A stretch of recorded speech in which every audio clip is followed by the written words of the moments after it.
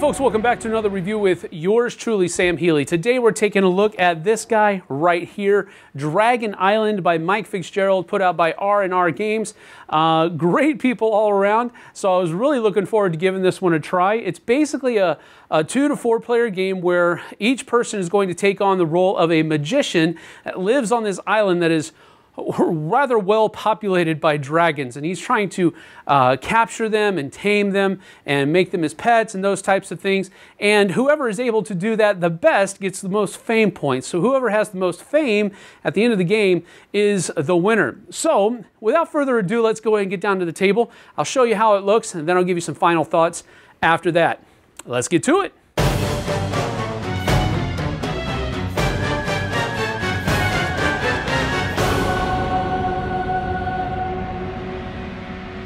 Okay, so here we are set up and ready to go for a game of Dragon Island, a 4-player game of Dragon Island at that. You can play from 2 to 4 players, and the basic gist of the game is simply to get the most fame, which are counted by those tokens over there. You get fame for a number of different things, for capturing dragons, for building buildings, different kinds of structures and that type of thing. You also get points for gold that's left on pet dragons at the end of the game. You get points for finding different types of treasures throughout the game. There's a number of different ways you can get points, but at the end of the day, whoever has the most fame is the winner of the game. Now, at the beginning of the game, each person is going to take one of these shields from the game. It has their player color and character on the front side of it. On the back side, it has your turn delineated for you. It has pictorial representations of all the different kinds of actions that you're going to be able to take, and then the costs for all of those things, and fame awards for doing some of those things that I talked about earlier on. One of the first things you're going to notice is that there are no less than 8 things that you are possibly going to be running through during the course of your turn. And some of them are mandatory, which are the red icons or the red bullet points. The green bullet points means that they are conditional. If you are supposed to do that, then you are to carry those out. And then the blue actions are things that are optional. You don't ever have to do them, but you may want to choose to do them from time to time. You're going to be also taking your wizard's home tile, and then he's also going to be taking a randomly drawn tile from the bag. He's also going to be taking his pet dragon cards, and these are held in reserve. One of the things that you can do during the game is to tame a dragon. When you do so, you'll use these things, and if you tame a dragon, it gives you the ability that that dragon has, a special ability. For example, the red dragon makes it easier for you to capture other dragons. The green dragon makes it a little bit easier for you to tame dragons. The white dragon makes it easier to build buildings. The blue dragon makes it easier for you to find different kinds of map cards. And then the gold dragon pet gives you +1 fame for finding treasure. So that's what those different guys do. You're also going to start with one treasure map card. You actually are dealt 2 and you get to choose one. So basically what this means is that during the course of the game, one of the things you're going to be able to do is play a treasure map card. And we'll get to that a little bit later on. But basically what this means is that if you're standing on a forest tile and that forest tile is surrounded by 3 mountain tiles, then you'll be able to get 2 fame and 2 gold by turning this card in. So that's generally speaking what treasure maps do. You'll also have your little wizard meeple, and you have your own dragon pen, which is a special building that you can build. It's in your player color, and we'll get to that a little bit later on. So during the course of your turn, at the very beginning of the game, there's going to be fewer things that you're going to be able to do simply because the board is not really populated yet. So I'll go through a couple of turns here just to go over what each of your things can do, and then we'll fast forward to the end of the game and then show you how a little bit more involved the turns can be as the game goes on.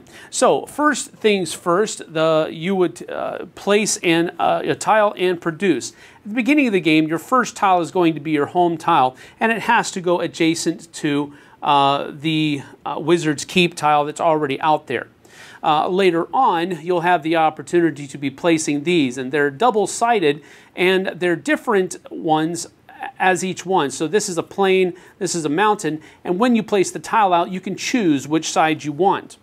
So I've placed my tile out there, and now I produce. Now, energy is one of the things that you're going to be using the most throughout the course of the game to do different actions, and this is where you start producing that energy. For example, I'm going to produce 1 green energy, and then I'm also going to produce 2 gold. So I grab 1 green energy and 2 gold, and that is put behind my board, and that is the end of my place tile and produce. I then would go to the second thing, which says to place dragons. There are no dragons to place out there because there are no tiles with this dragon icon that need to be filled, so I can skip that. There are no dragons on the board, so I can't move dragons, but I must move my wizard. Now, on the first turn, you can move your wizard and simply move him to your home place or move him onto the board on the wizard's keep.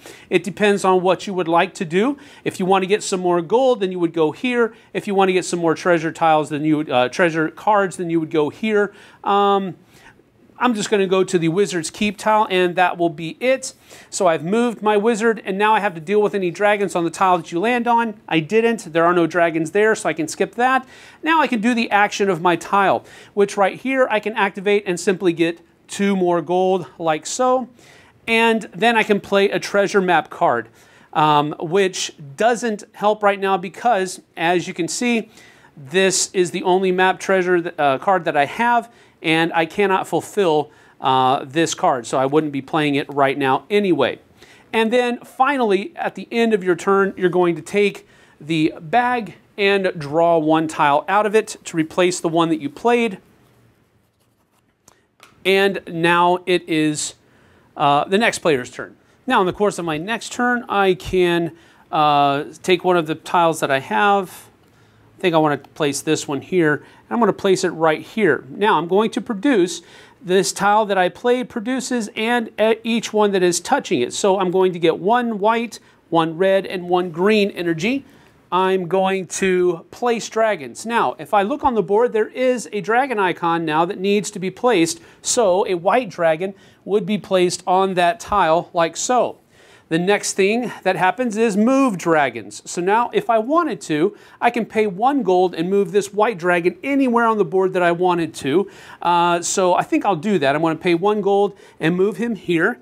Then I'm going to move my wizard. Now, after you've placed your wizard on the board, you're going to move him to any adjacent spot with some caveats. If there is a dragon here and you cannot deal with the dragon by either taming him or capturing him, you're not allowed to move onto that tile.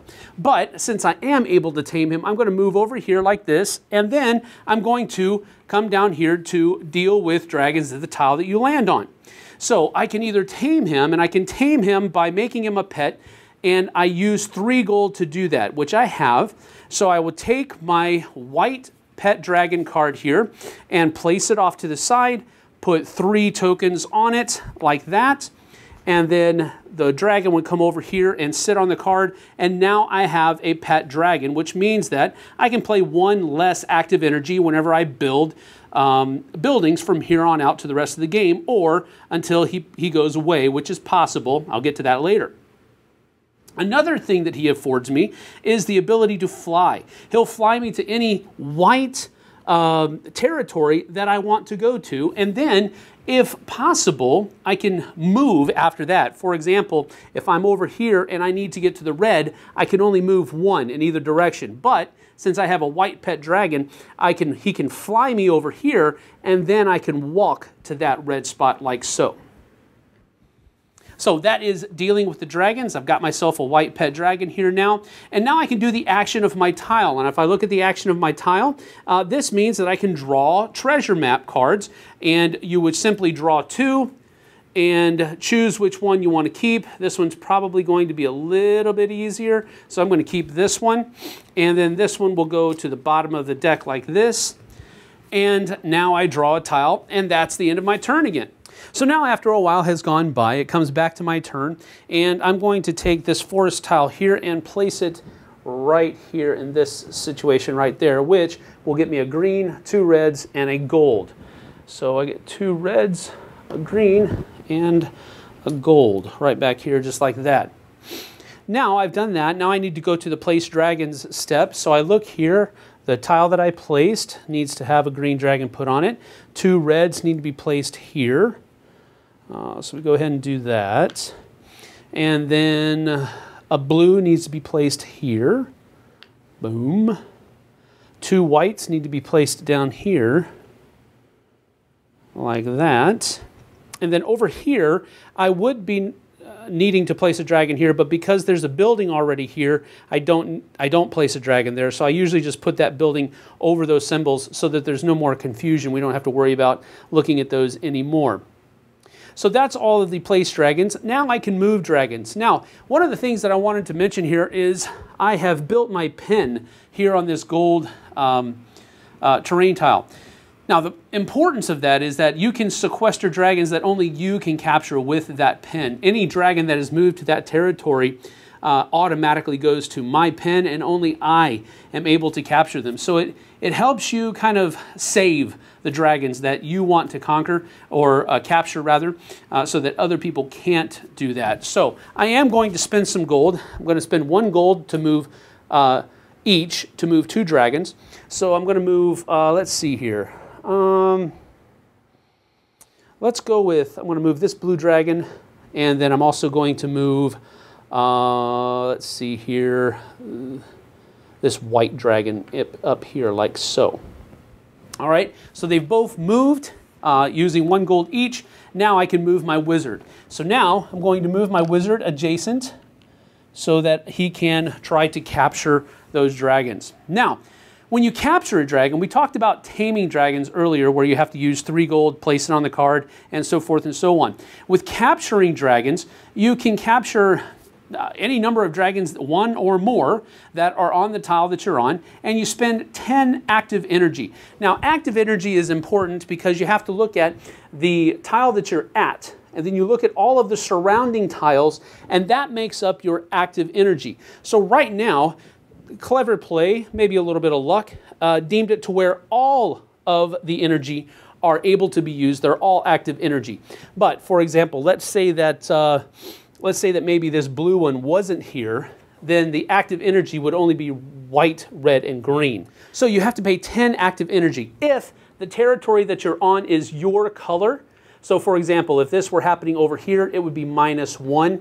The Dread Dragon also helps you discount the cost for capturing dragons as well, but neither of those apply to me, so I simply have to spend 10 energy, and which I have right here. I go 1, 2, 3, 4, 5, 6, 7, 8, 9, 10, and I can capture those 2 dragons. Now, when you capture these dragons, you're going to be getting, if they're the first ones that you've taken, you're going to be taking these tokens and placing them in front of you to show that you have captured at least 1 of those. Then these will go back into the pile, and since they were the first dragons that I caught, if you look here, like so, first dragon that you catch is worth 2 fame. Every one after that in each color is only worth 1 point. So both of those were my first ones, so I get 4 points from capturing those 2 dragons, denoted by these tiles, and I put them back here behind my shield. Do the action of my tile, which has already been done because I built a building there, but now I can also play a treasure map card. So if I look at my treasure map cards, I've got these 2, and let's see, I'm standing on a gold, which is what I have to be doing, and then if I have 1 forest and 2 mountains around it, then I can cash this in, and I do. So this will get me 3 more fame, 1, 2, 3, and then 2 gold as well. And then this will go into the discard pile, and one of these treasure map tokens gets placed on here, denoting that the treasure in that terrain has been found and nobody else can do that. After that, I draw my tile to replace the one I played, and it goes to the next person's turn. So as you can see, as the game progresses, the turns that each player is going to be taking gets progressively longer because there's more things to account for. There are more actions that you're going to be able to afford to do, and so forth and so on. But this generally is how you play Dragon Island. Whoever has the most points when the last tile has been played at the end of that player's turn, whoever has the most fame is the winner. So that's that for Dragon Island by Mike Fitzgerald, put out by R&R Games. I have to say that I was really interested in this game. I like the theme. I like the actions that you're able to do, the different ways that you can move around the board, the different actions that you're able to do as far as building buildings and taming dragons and capturing them and all of that kind of stuff, producing energy, the tile placement aspect. I like a lot of those different things. So the game mechanisms were fine with me. I enjoyed everything that I did in the game. The theme was on point as far as I'm concerned. I enjoyed that theme. I thought it was interesting. Fantastical, yes, of course, but it was interesting to me. I also liked the artwork. The artwork was good on most, the dragons all looked interesting. The different tiles had good landscape artwork. I liked that. So those were the main pros of the game for me. I liked all of those things. Now, some of the cons were such that, first of all, there are 8 steps that you have to go through on your turn. Oh, man, that is a grind, especially the later you get into the game. The more attention to all of those different tiles that are on the board you have to pay attention to. And unfortunately, this produces a gargantuan amount of downtime. Mainly because the board changes so much. Dragons move around so much between your turn and your next turn that you really can't plan for your next turn. You pretty much have to wait and see what you get at the beginning of your turn. Then you can start thinking about what you're going to do. Yeah, you can have some basic ideas of what you might want to try to do, but even those basic ideas can be thwarted by the actions of the other players that are out there. So that's a huge downfall for me for the game. The downtime is, first of all, it's necessary because each player has to go through each of those 8 things on their turn, even if they're just checking it to make sure it gets skipped. Those are things that it just takes extra time, and that's an unfortunate thing because all of the things that you're doing, to me, are fun. All of the things that you're doing make sense within that fantastical setting. But the grind, the slogging through all of those things every single turn produces a lot of downtime, and it becomes kind of frustrating, especially as you get later on into the game because you know the end of the game is near, but it just takes so long to get there. So that was a bad thing. The downtime is necessary, and there's not a whole lot you can do about it. I mean, I guess you can help people on their turn, but if you're not careful with that, then you start looking like an alpha player, or you look like you're just trying to hurry them and you're not trying to be courteous and allowing them to take their time and all this other kind of stuff. So that's another tightrope that you have to walk as well. Another con about the game is, now I talked about one of the pros being the artwork, and I think the artwork is decent. It's good. It's aesthetically pleasing. However, the graphic design of the game, which the artwork is only one of those elements, it just missed the mark for me because it looked like a game that was made back in the 90s, as graphically speaking. I think the tiles, they look like prototype tiles because they have these huge, thick, colored borders. And on one side, I can see why they did that because they wanted it abundantly clear with just a very quick look at the board, I would imagine, what tiles are where, which ones are surrounding others for the map treasure tiles and those type of things. So I understand why they did it. It's just an unfortunate decision because it makes the game look old. And I don't mean that as a huge thing, but that's an unfortunate thing because we want games. I mean, if you look at this box, man, you're thinking, hey, that's bright, that's fresh, that's new. But then you look at the back of the box, and it's like, not really new, not really fresh or anything like that. And that's unfortunate because I think it's a mechanically sound game. There is fun to be had, but I don't think I'll ever play this with 3 or 4 players again. If I do ever play it again, it's probably going to be with 2 players because at that point I'm only waiting on 1 other person's turn, not 2 or 3 other people's turns before it comes back to mine. I think the gameplay, the back and forth nature of it will be much better. The games will be slightly shorter, but not that that's a huge deal for me, but it's the interaction that goes on. When you're talking about 4 players, you're having to sit through 3 people's turns. You can't really think about your next turn. It just becomes not boring, but definitely not exciting either. So unfortunately, this is only about a 6 for me. And I toyed with saying a 5 because the graphic design really does make it look like something that came out a decade or so ago. But I did enjoy the game. I did have fun playing the game, so I'm going to overlook that graphic design just a little bit and edge it up to a 6 in my personal opinion. So that's it from me for Dragon Island. We'll see you guys on the flip side.